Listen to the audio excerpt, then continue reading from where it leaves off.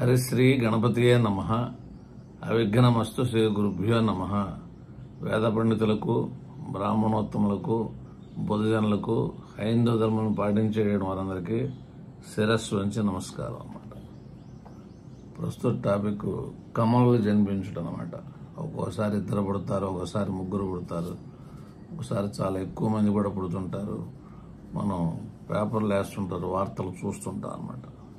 కనుక ఈ కవలలు ఎలా జన్మిస్తారు అనేటటువంటిది మనం విశ్లేషణ అన్నమాట. చంద్ర శుక్రులు సరిరాశులు యందు ఉన్నను, అదే సమయమున కుజుడు బుధుడు గురువు లగ్నము బేసి రాశులందు ఉన్న ఎడల గర్భమున కమలలు కలగటానికి అవకాశాలు అనేటటువంటి ఉన్నాయి.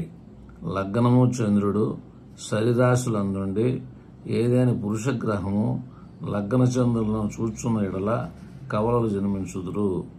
కుజుడు బుధుడు ఈ బృహస్పతి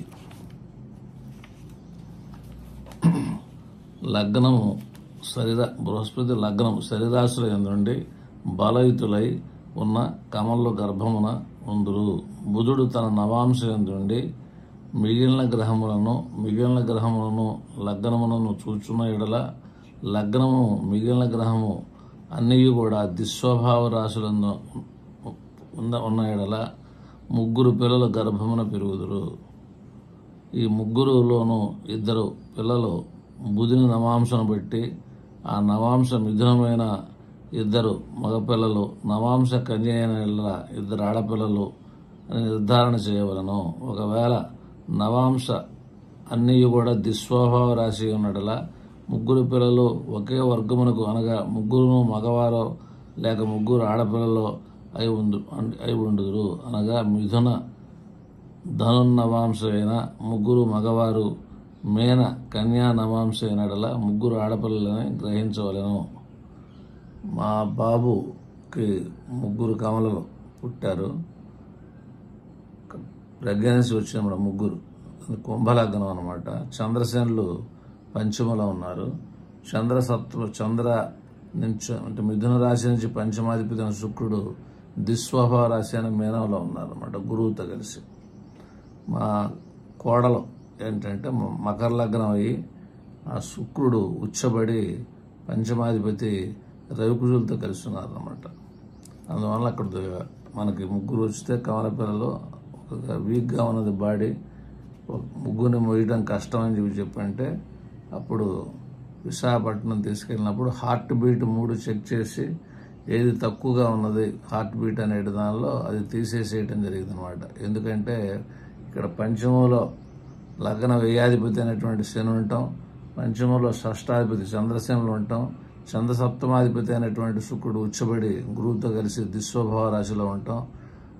భార్య జాతక చక్రంలో మకర లగ్నమై ఆ యొక్క పుత్ర స్థానాధిపతి అయినటువంటి ఆ శుక్రుడు ఆ యొక్క మీనంలో స్త్రీ రాశిలో ఉండి ఆ యొక్క అష్టమాధిపత్యం చూడబడుతున్నందువలన ఆ ఒకళ్ళని తీసేసేటటువంటి ఆ సిచ్యుయేషన్ అనేటువంటిది వచ్చిందనమాట.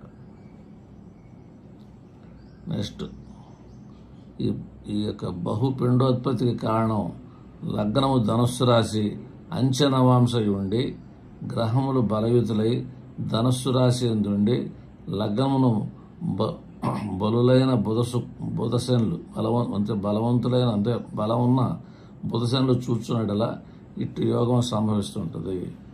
బుధుడు కన్యానవాంశ ఎందుండి ఆ బుధునిచే లగ్నము ఇతర గ్రహములు చూడబడుచున్నటువంటి గ్రహములు దిస్వభావ రాశుల నవాంశల ఎందున్న జ్యోతిర్విధులు గర్భమున శిశుత్రయం ఉన్నదని తెలియవలను. బుధుడు మిథున నవాంశమును పొంది మిగిలిన గ్రహములను లగ్నమును చూచున్న గత శ్లోకంలో తెలిపిన విధముగా ఒక స్త్రీ ఇద్దరు పురుష శిశువులు గర్భమున కలరని ఊహించవలను.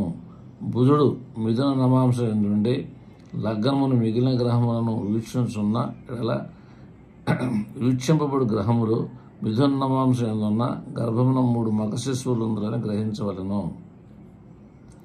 బుధుడు మిథున నవాంశ నుండి మిగిలిన గ్రహమును చూచుండి లగ్నము మిథున నవాంశ ఎందు గాని కన్యా నవాంశ ఎందు గాని ఉన్నడలా గర్భమున 3 శిశువులు పెరుగుతున్నారని చెప్పవలను. కానీ ఈ బుధుడు కన్యానామాంశం నుండి మిగిలిన గ్రహములను వీక్షించున్న యెడల లగ్నము గత శ్లోకముల యందు తెలిపిన విధముగా అనగా మిథున కన్యా నవాంశంలో ఏదైనా రాశి ఎందున్న ముఖ్యముగా కన్యానామాంశమున గర్భమున 3 కన్యానామాంశములు ఉన్న గర్భమున 3 స్త్రీ శిశువులని గ్రహించవలేను.